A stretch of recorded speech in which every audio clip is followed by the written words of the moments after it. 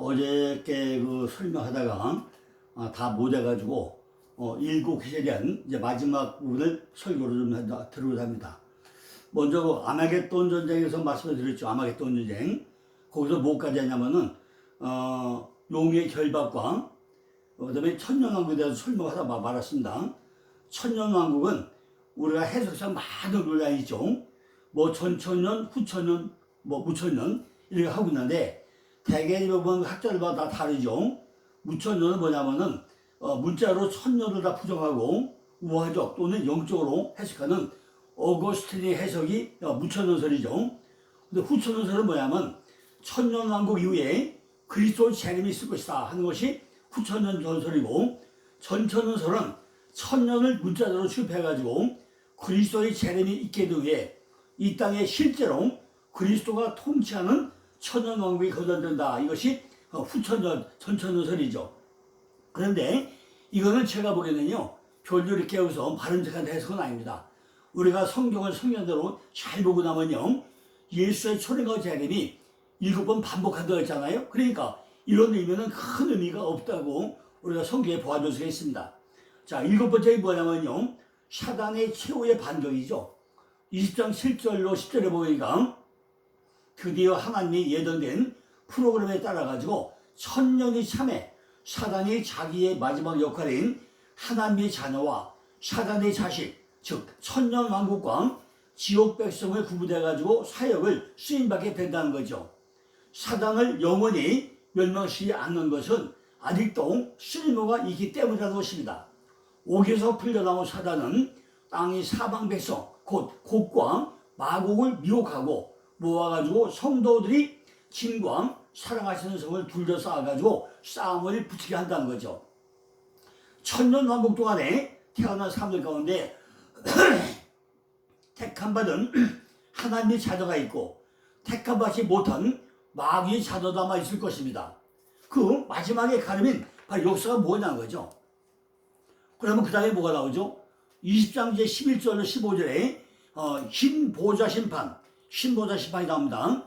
내세의 형벌과 보응을 믿는 기독교 구성의 본질이 바로 요소라는 거죠.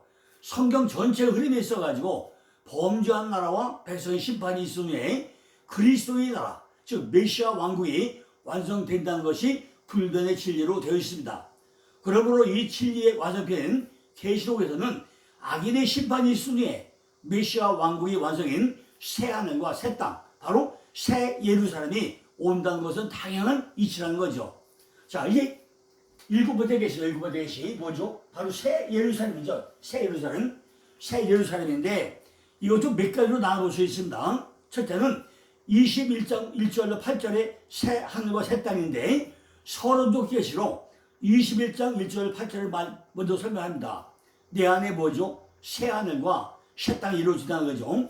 계속 21장에 들어오고 나면은 우리는 즉시 다른 세계, 바로 다른 영역에 들어가고 있음을 느끼게 된다는 거죠. 그 이유가 뭐죠? 21장에서 전 우주가 새로워지기 때문이라는 것입니다. 계속 20장에서 악의 모든 무리들이 뿌리까지 뽑혀지고 온전하게 처리가 되었다는 것입니다. 이 땅에 악의 요소가 조금이라도 남아있는 한 결코 우리 안에 새하늘과 새 땅은 나타나지 않는다는 것입니다. 이게 무슨 얘기죠? 내 안에 육적인 속성이 조금이라도 남아있고 나면은 영적으로 못 넘어간다 그 얘기입니다. 우리가 기도가 뭐라 했죠? 내 안에 내 참다 나를 태우는 게 기도를 했잖아요. 그러니까 우리가 대머리가 되고 대머리 하얗게 되고 채가 되고 이게 뭐죠? 전부 다 해골 빠지게 되는 것이 뭐예요? 내 안에 육적인 속성을 전부 태워버려야만이 내 안에 뭐가 만들어져? 새롭게 새하늘과 새 땅이 이루어진다는 얘기입니다. 우리가 교회만 30년 40년 다닌다고 되는 게 아니라 내가 머리통 싸매고 주님과 싸워가지고 내 안에 실성이 뭐가 있는가, 내 안에 육적인 속성이 뭐가 있는가, 이거를 멸하지 않고 나면은 절대로 내 안에 새하늘과 새 땅은 들어올 수가 없다는 것입니다. 우리가 이것이 성경의 원리인데도 불구하고 교회에서 설명을 잘 안 해주기 때문에 내 안에 육적인 속성을 죽이는 방법과 죽여야 된다는 것을 아주 강력하게 설교해야 된데도 불구하고 교회마다 그런 일을 안 하니까 그냥 성전 방마단 받고 왔다 갔다 10년 20년 허송절보도 있다는 것입니다. 성경 여러 곳에 찌꺼기가 없는 순수한 점검을 만드는 과정에 대한 설명도 있다는 거죠. 어저께 제가 어느 교회 그 세미나 갔습니다. 한 40명에 모였었는데 정말로 그 목사님들이요 한심 낙가오래요.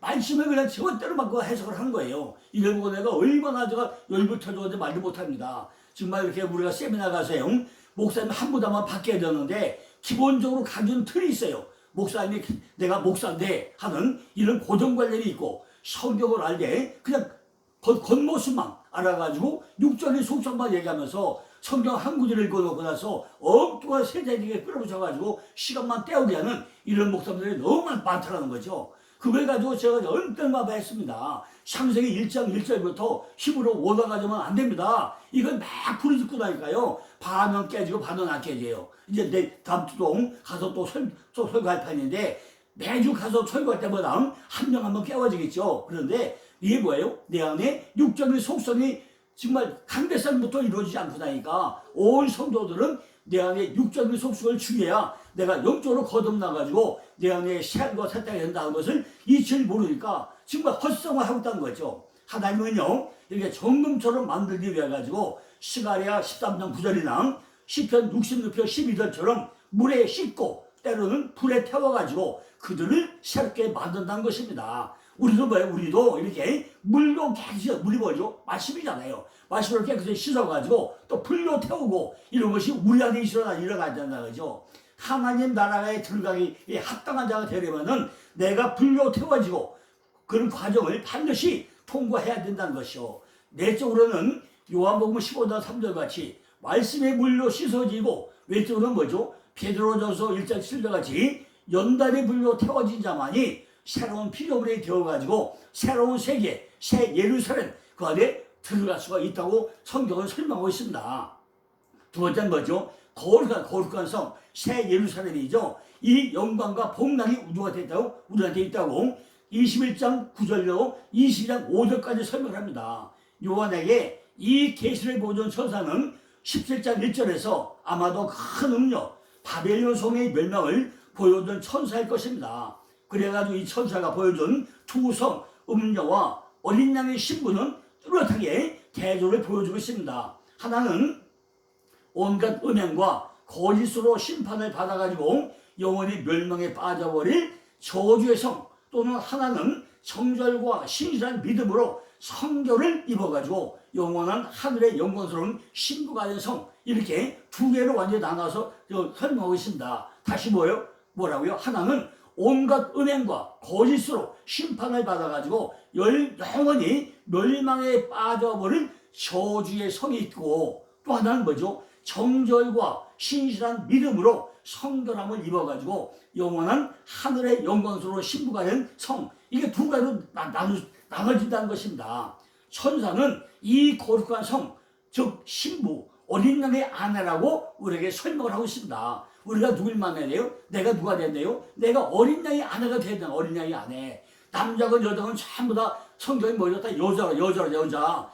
씨를 받는 자, 말씀 받는 자, 교회라고 했잖아요. 우리가 씨를 잘 받아야 우리가 그 신부하고 신랑하고 결혼한 거 아닙니까? 씨를 받게 해서 결혼한 거 아닙니까? 그동안 이 시상에 있던 광야교회는 계시록 12장부터 13절과 같이 이루 말할 수 없는 핍박과 환난으로 피와 상처로 얼룩진 모습이었다는 것입니다. 그러나 요한에게 보여줄 이 어린 양의 신부인 하늘교회는 이와는 대조로 온갖 보석과 영광으로 뒤덮인 아주 호화찬란한 그런 모습이라는 것입니다. 천사가 요한에게 이 성을 보여주기 위해 가지고 아주 크고 높은 산, 그리트 앤 하이, 아주 높은 산 여기 올라가서 우리가 같이 우리들도 어린 양의 신부 새 예루살렘을 보기 위해서 우리도 어떻게 해요? 이 높은 산, 크고 높은 산으로 올라가야 된다는 것입니다. 그런데 요한이 이 크고 높은 산으로 올라가기 전에 먼저 중요한 변화가 있었는데 그것은 뭐죠? 바로 성령 안에 in the spirit, 성령 안에 in the spirit, 이 반드시 우리도 성령 안에 들어가 있어야 된다고 했습니다. 크고 높은 산에 올라오려면 우리도 반드시 어디요? 성령 안에 있어야 한다는 것입니다. 계시록에 성령으로라는 말이 3번 나와요. 네 번 나와요. 요한계시록 1장 10절, 4장 2절, 17장 3절, 21장 10절 이렇게 네 번 나와요. 네 번. 어디? 성령 안에 in the spirit 네 번 나와요. 이 말이 세울 때마다 계시록의 중요한 계시들이 소개되고 있는데 1장 10절에 뭐가 나오죠? 교회에 관한 계시. 4장 2절에 뭐가 나오죠? 적그리스도 세상. 10장 3절에는 큰 음료, 바벨론 성의 멸망. 21장 10절에 뭐가 나오죠? 어린 양의 신부, 새 예루살렘 성이 소개되고 있는데 이 네 가지 계시들은 두 쌍으로 되어가지고 첫 번째 교회와 세상, 둘째는 큰 바벨론과 새 예루살렘, 이게 두 가지로 딱 나눠진다는 거죠. 요한은 이 네 가지 요소를 볼 때마다 성령 안에 있었다고 설명을 합니다. 우리들도 계시록을 보기 위해서는 바로 뭐예요? 계시록을 바로 이야기해서 어떻게 하나요? 우리들도 성령 안에 있어야 계시록이 내 눈에 들어오고 이해가 된다는 것입니다. 이처럼 요한계시록 1장부터 11장까지는 제1부로서 현상적인 사건이고 12장부터 22장은 제2부로 영적인 이유로 설명하고 있다는 내용입니다. 다시 뭐라고요? 1부는 요한계시록 1장부터 11장까지 현상적인 사건, 12장부터 20장까지는 영적인 이유로 설명하고 있는 것이 요한계시록입니다. 이처럼 요한계시록은 초림과 재림을 반복해서 설명하면서 의미를 점점 깊게 설명하고 있다는 것입니다. 이것이 뭐라고요? 제가 말씀드리는 점진적 계시 방법, 점진적 방법이라는 겁니다. 점점 강도 세게 예수의 초림과 재림을 몇 번? 7번 반복 설명하고 있는 것이 요한계시록이라는 것입니다. 다시 한번 요약해보고 나면 12장부터 14장까지는 용과 그 수종자들이 나오죠. 그들은 모두 짐승이죠. 바다에서 나오고 땅에서 나옵니다. 이런 것들은 모두 적그리스도인이라는 거죠. 정치적인 힘과 종교적인 힘을 가지고 교회를 핍박을 합니다. 그러나 그들은 결국 핍박을 받게 되고 또 끝나야 된다는 것입니다. 용들은 심판을 받고 쫓겨나게 된다는 것이 결론입니다. 15장부터 16장은 진노의 7대에 관한 말씀이잖아요. 악인에게 하나님이 진노하시는 것이죠.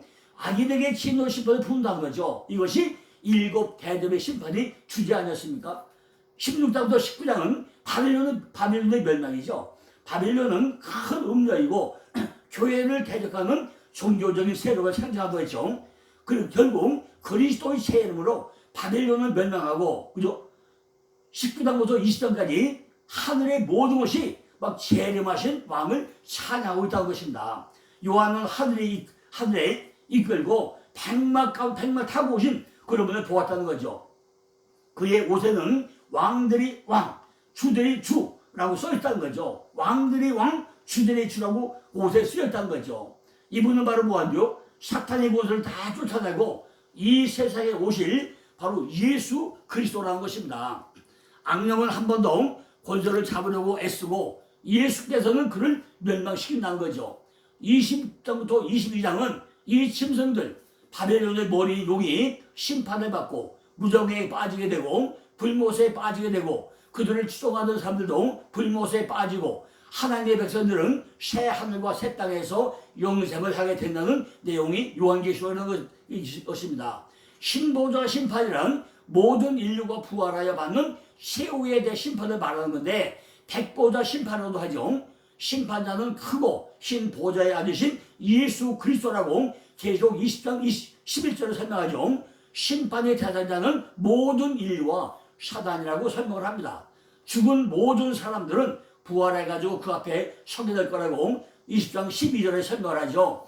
심판 때 심판의 근거가 되는 것은 생명의 책과 행위의 책, 계시록 20장 12절이죠. 그걸 기준으로 한다는 것입니다. 심판의 종류는 두 가지인데 첫째는 생명책에 기록된 성도들의 심판이고 즉 믿음의 행위에 따라 가지고 받게 될 상급의 심판이라는 것입니다. 두 번째 심판은요 행위책에 기록된 불신자들과 사탄의 심판인데 둘째 사망, 불못에 던져지는 그런 심판하는 거죠. 우리가 살고 있는 이 땅은 끝이 나고 믿으면 어디요? 이제 새 땅이 우리에게 나타난다는 것입니다. 예수님은요 그의 새 예루살렘 왕자에 앉으시고 계속 21장 1절에서 보라 내가 만물을 새롭게 하노라 하고 말씀하는데 이것이 계속 21장부터 20장까지 내 안에 새 하늘과 새 땅이 그려지고 이루어지고 완성이 된다는 것입니다. 그럼 뭐죠? 이렇게 요한계시록에는 아주 복잡하고 어려운 것 같지만은 예수의 초림과 재림이 7번 반복하면서 진행될수록 어떻게 돼요? 현상적인 의미에서 영적인 의미로 점점 깊어지게 설명하는 것이 요한계시록이기 때문에 아주 쉬운 책이라는 것입니다. 사도 요한은 로마 황제 도미시안이 통치하던 81년부터 96년까지 반모섬의 유배가 되었다. 반모섬. 그리고 그곳에서 계시를 받았다고 그랬습니다. 반모섬의 뜻이 뭐죠? 파테모스. 반모섬 뭐죠? 환란과 나라와 사범에 동참한 곳. 이것이 반모섬의 뜻입니다. 반모섬이 뭐라고요? 파테모스. 환란과 나라와 사범에 동참한 곳. 내 안에 지금까지 견뎌오면서 많은 환란이 있었잖아요. 하나님 나라가 있었잖아요. 그 또 참음이 있었는데 여기에 동참하는 것이 뭐예요? 반모섬. 우리도 그곳에 가야 된다는 거죠. 계시록을 쓸 당시에 성도들은 핍박을 받았고 수방당하기도 했고 투옥되기도 했고 순교의 상황에 모여 있었다는 거죠. 그리고 그런 상황은 봐요. 전부 다 거짓 이단들이 또 출몰을 했다는 것입니다. 이런 상황에서 사도 요한은 핍박하는 교회를 위로하고 격려하기 위해 가지고 이 계시록을 썼다는 것입니다. 핍박자들은 아무리 강해도 심판받고 멸망하게 된다는 것입니다. 교회를 핍박하는 자는 멸망하고 하나님의 교회는 반드시 승리하게 된다는 것입니다. 순교자들은 목배임을 당해서 망한 것처럼 보인 절망적인 상황에서 하나님은 천상에서 왕노릇하는 교회의 순교자들의 모습을 보여주므로 승리하고 있음을 사도 요한에게 보여주고 있다는 것입니다. 오히려 망한 자들은 교회를 핍박하고 악을 따르는 자들이었다는 거죠. 그들은 하나님이 불못에 빠뜨려가지고 심판을 주고 있음을 우리에게 보여주고 있다는 것입니다. 그러므로 사도 요한의 말은 핍박을 받고 어려워도 신앙을 지키라고 우리에게 권면을 하고 있다는 것입니다. 신앙을 굳게 지키고 낙심하지 말라는 것이 요한계시록이 중심 주제이고 목적이라는 것입니다. 계시록 22장에서는 마지막으로 뭐죠? 결론을 짓는 부분이죠. 요한계시록 1장부터 21장까지 쭉 오고 나서 22장에서 결론을 우리에게 내려줍니다. 결국은 뭐죠? 요한계시록에서 말씀하고 있는 것은 강조하고 있는 것은 우리 속에다가 뭘 써요? 7개 교회를 완성하는 것이 요한계시록의 마지막 결론이라는 것입니다. 창세기 첫 장부터 7장까지 쭉 만들고 나서 지금까지 요한계시록 올 때까지 뭐예요? 내 안에 성전 짓는 이야기가 성경 전부 다인데 마지막 결론이 뭐예요? 내 안에 에스라바도 사빌라 내 얼굴에 구멍이 몇 개라고 하죠? 7개 에스라바도 사빌라라고 했잖아요. 자, 에베소께 뭐죠? 인내와 회개고 천국이 가까웠다는 것이고 두 번째 서문하기 용 몰약 탕구리 역할을 해가지고 용서하고 죄사함 받는 것이고 세 번째 버가목에 호든잔치하고 사랑을 나누고 말씀과 이웃을 나누는 것이고 네 번째 두 가지로 교회는 결혼해가지고 감사하고 양육하면서 한가 수직으로 관계를 맺는 것이고 사대교회는 남는 것이 바로 기도고 구원이라는 것이고 빌라델피아 교회는 형제 우애가 있어야 되고 순종하는 것이고 아멘으로 믿음이 있어야 되는 것이고 마지막 라오디아 교회는 하나님의 고리만 남아있다. 이것이 축복이다. 성도의 사명이다. 다시 한번 내가면요. 에베소는 인내, 서번은 모략, 버가면 혼인잔치, 두 아들은 결혼, 사대는 남는 것, 빌라델피아는 형제 우애, 라오디아는 하나님의 고기. 이건데 인내는 회개함으로 그다음에 서번하는 용서받고 버가면은 사랑하고 두 아들은 감사하고 사들은 기도하고 빌라델피아는 순종하고 마무리에 축복하는 이 7단계가 우리 안에서 완성된 교회로 이루어져 나간답니다. 우리에게 마지막으로 남는 것은 뭐만 남죠? 라오디아 교회 하나님이 공의밖에 없다는 거죠. 이 사람 성도의 인내부터 수별해가지고 라오디아 교회까지 하나님의 공의를 세운 것으로 결국은 계시록은 끝이 나고 있다는 것입니다.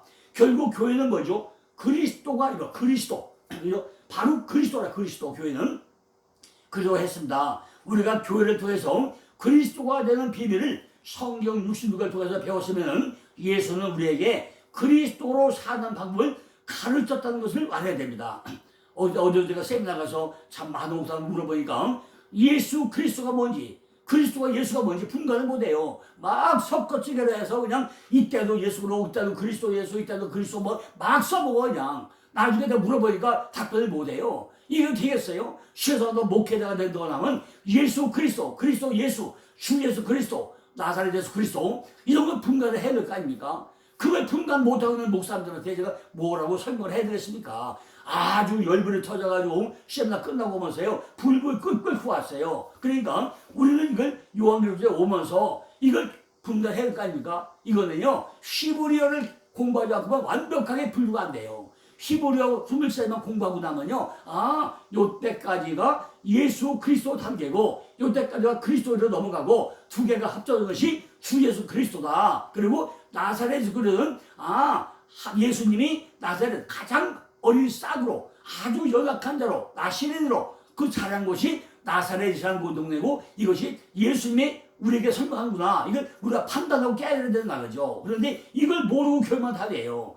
7교회로 선언 이야기를 하는데 7교회로 세우러 가니까 내 안에 전쟁이 많이 일어나는데 이것이 뭐죠?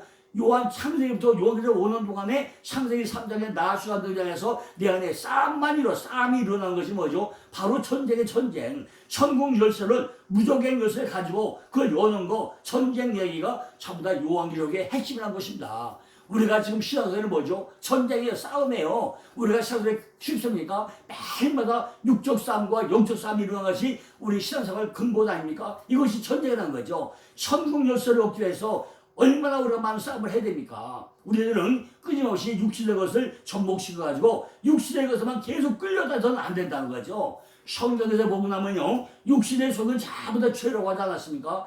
우리는 육신의 속을 못 벗어나고 있다는 거죠. 그러나 반드시 우리는 싸워서 이겨야 된다는 것입니다. 성경이 보면 육신의 속을 죄로 했기 때문에 반드시 우리가 싸워서 영적으로 넘어가야 되는 거 아닙니까? 그럼 이것이 뭐죠? 무적행의 열쇠를 전부 다 열려버렸다는 것입니다. 하나님께서 우리에게 하늘의 문을 열고 닫는 성공 열쇠를 주기 때문에 우리는 좀 싸우면서 전쟁 이야기를 요한계시록까지 오면서 전쟁 이야기를 한 것입니다. 일곱 인과 나팔과 대도 전쟁 얘기인데 점점 강도를 세게 하면서 우리에게 설명을 또 하고 반복한 거 아닙니까? 너는 절대로 승리해야 된다. 이겨야 된다. 바로 이런 것이다. 하나하나 우리에게 구체로 설명한 것이 요한계시록인 것입니다.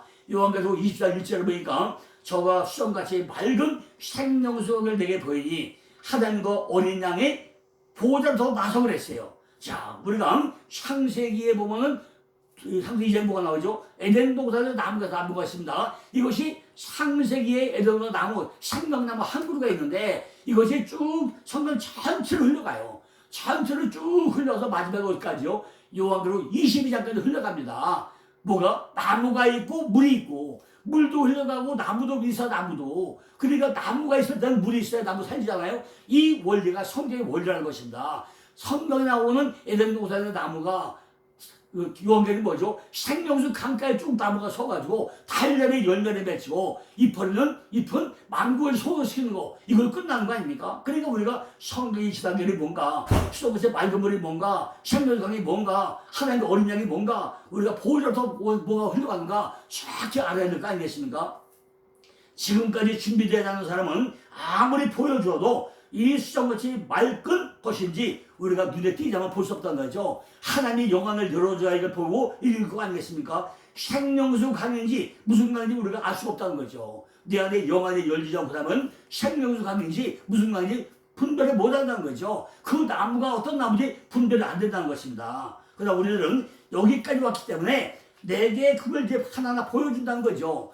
생명수가 그걸 내게 보니까 하나님과 어린 양의 보호자로 더 나왔다는 거죠. 그래서 길 가운데 흐른다는 거죠. 이 말은 우리들 마음 가운데 흘러간다는 거죠. 내 성전 마음 가운데 흘러간다는 거죠. 하나님과 어린 양의 보호자로 더 나왔다. 길 가운데 흘러가 우리 마음 가운데 흘러간다는 것입니다.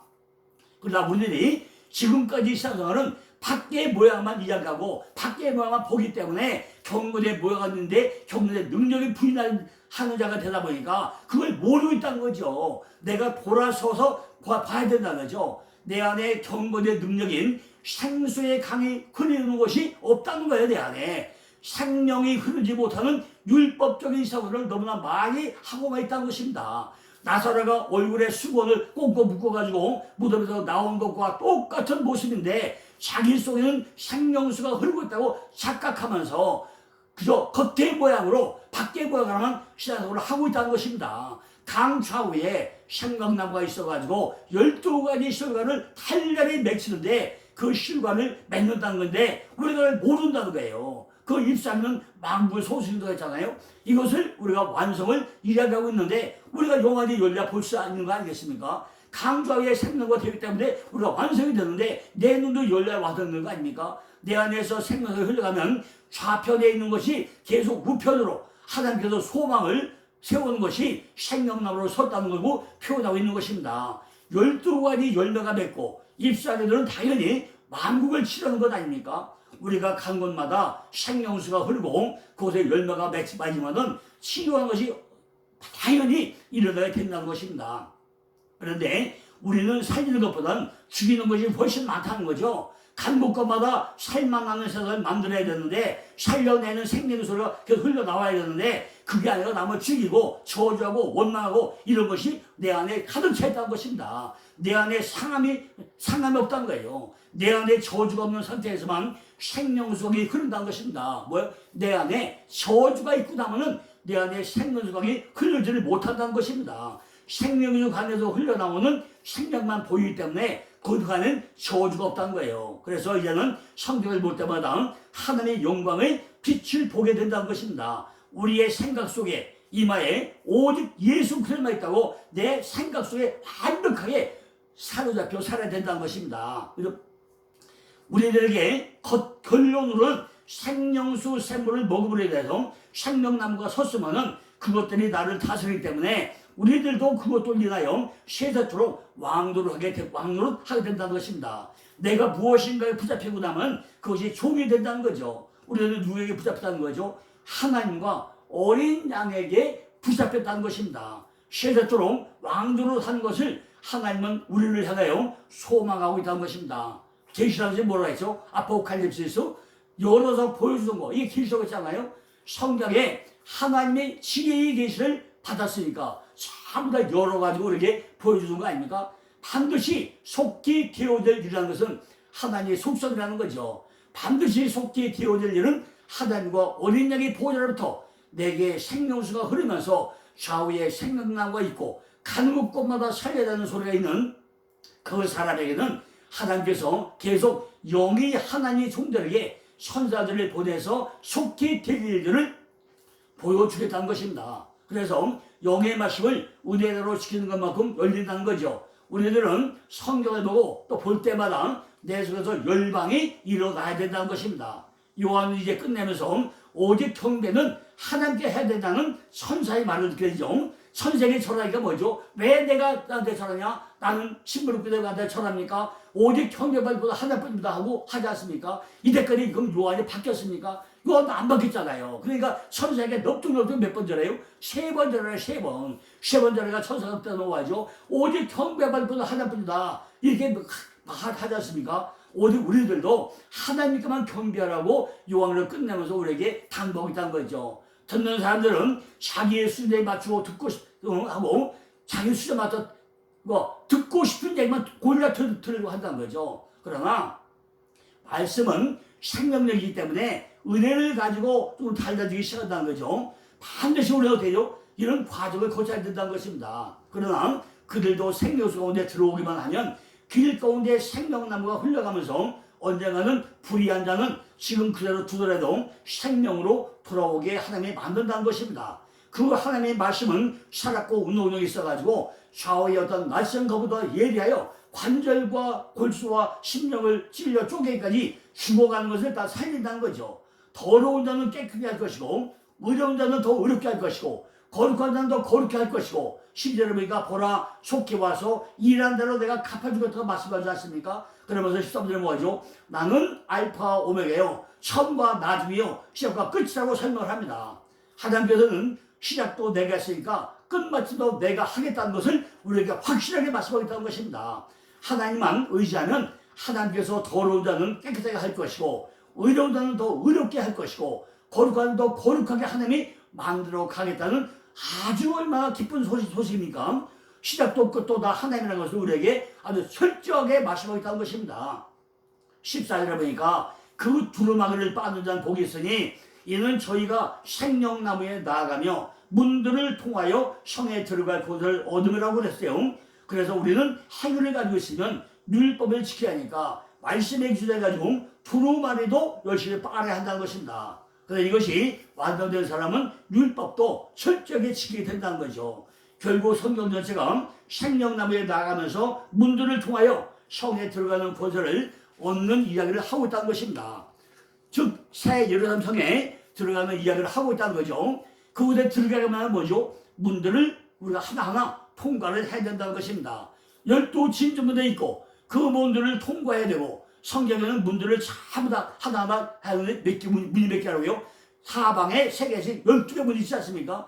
생명나무에 나가면서 문들을 통하여 성에 들어갈 권세를 얻으려고 한다는 거죠. 반드시 생명나무를 가지고 문을 통해서 성에 들어가서 권세를 누리려고 하는데, 성 밖에 있으면은 마음이 허탈하고 허전하게 된다는 것입니다. 그래서 17절에 뭐하죠? 성령과 신부가 말씀하기를 오라 하시는도다.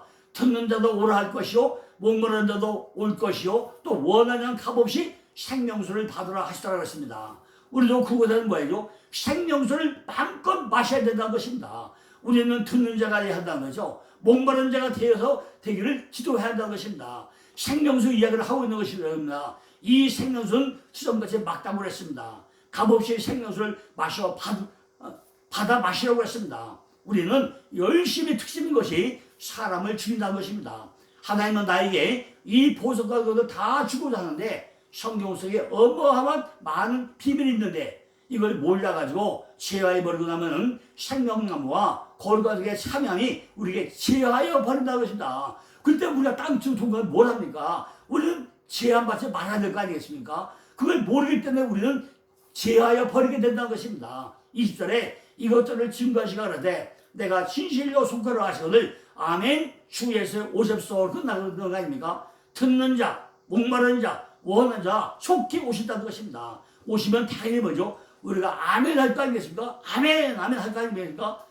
이것이 뭐죠? 요한계시록은 아멘 주 예수 오십소, 바로 엘코마이 이걸 끝난다는 엘코마이로 주에 오십소 끝난다. 엘코마이로 끝난답니다. 근데 많은 분들이 뭐라 하죠? 마라나타는 마라나타는요 베드로서 16장 22절에 딱 한 번밖에 안 나와요. 그런데 엘코마이는 신약 성경에 631번이 나와요. 파일을 잘 찾아봐야 돼요. 엘코마이가 뭔지, 마라나타가 뭔지 분간도 못하고 목사들은 그냥 남의 들은 얘기로 마라나타가 써먹는데, 그게 아니라 엘코마이 내게 옷이 없어서, 내게 옷이 없어서 얘기입니다. 그러니까 신약성에 몇 번 나온다요? 631번 나오는 내게 옷이 없어 그 단어가 잘 찾아보세요. 무슨 얘기가?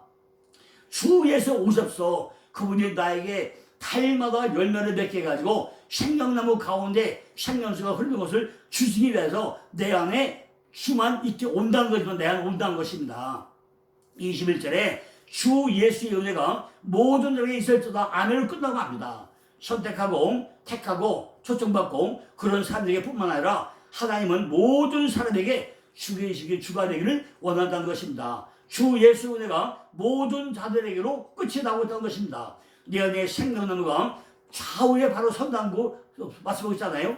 모든 마음을 다 내려놓고 영적인 마음으로 생명의 수강이 어떻게 흘러가는지 우리가 자세히 보고 내 안에 영안이 열리기를 간절히 기원해 드립니다. 내는 이제 하나님에서 오는 은혜와 평강 여기서 말씀을 드리고 또 이제 언제 기회를 또 잡아가지고 7개 교회 그것도 하나 또 말씀을 드리고 요한계시록 이번에 빠졌던 부분을 또 한번 보충해서 설명을 드리겠습니다. 왜냐면 계속 요한계시록만 하다 보고 나면요 너무 지루하고 자꾸 헷갈리기 때문에 요거 끝나고 나서요 내일은 이제 하나님에서 오는 은혜와 평강에 대한 말씀 드리고 그 다음 날은 뭐 할게요? 겉옷 팔아 검을 사라. 그죠? 내 겉옷 팔아서 지금까지 우리가 헛상을 했던 이 겉옷을 저도 팔아야 내가 검을 살 때입니까? 검이 뭐 말씀이죠. 그래서 겉옷 팔아 검을 사라 이부터 말씀도 이어서 드리겠습니다. 감사합니다.